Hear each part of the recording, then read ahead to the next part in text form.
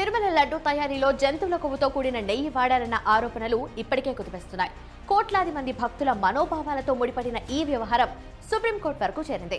దీనిపై స్వతంత్ర సిట్ ఏర్పాటు చేస్తూ సర్వోన్నత న్యాయస్థానం కూడా ఆదేశాలు జారీ చేసింది.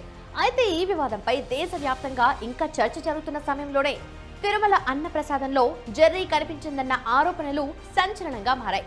తిరుమలలోని టీటీడీ మాధవ నిలయం అన్నదాన కేంద్రంలో ఓ భక్తుడి ప్లేట్లో జెర్రీ కనిపించడం కలకలం రేపింది. అన్నప్రసాద కేంద్రంలో పెరుగన్నం స్వీకరించిన భక్తుడికి జెర్రీ కనిపించిందన్న వార్త కలవరపాటుకు గురిచేసింది. శనివారం మధ్యాహ్నం జరిగిన ఈ ఘటనపై భక్తుడు విజిలెన్స్ అధికారులకు ఫిర్యాదు చేస్తారని తెలపడంతో ఇప్పుడు చర్చనీయాంశంగా మారింది. ఈ విషయం సోషల్ మీడియాలోనూ వైరల్ కావడంతో టీటీడీ ఉన్నతాధికారుల దృష్టికి వెళ్లింది. దీంతో టీటీడీ స్పందించింది. అన్నప్రసాదంలో జెర్రీ పడిందన్న విషయం పూర్తిగా దుష్ప్రచారమని టీటీడీ ప్రకటన విడుదల చేసింది. మాధవ నిలయంలోని అన్నప్రసాద కేంద్రంలో తాను తిన్న అన్నప్రసాదంలో జెర్రీ కనపడిందని భక్తుడు చేసిన ఆరోపణలలో వాస్తవం లేదని టీటీడీ తెలిపింది.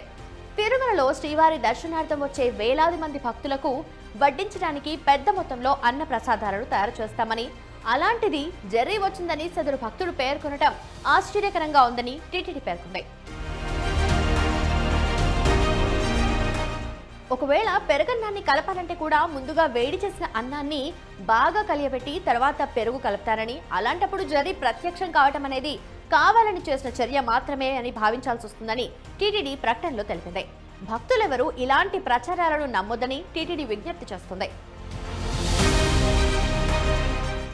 అసలు ఇలాంటి అసత్య ప్రచారాలు చేసే వాళ్లను పట్టుకొని చట్ట ప్రకారం శిక్షించాలని భక్తులు ఆగ్రహం వ్యక్తం చేస్తున్నారు.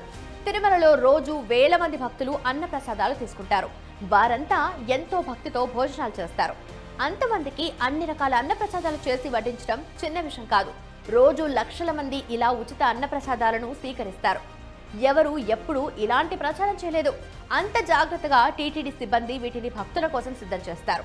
అలాంటిది ఇలా తప్పుడు ప్రచారం చేయటం దారుణమని అంటున్నారు భక్తులు.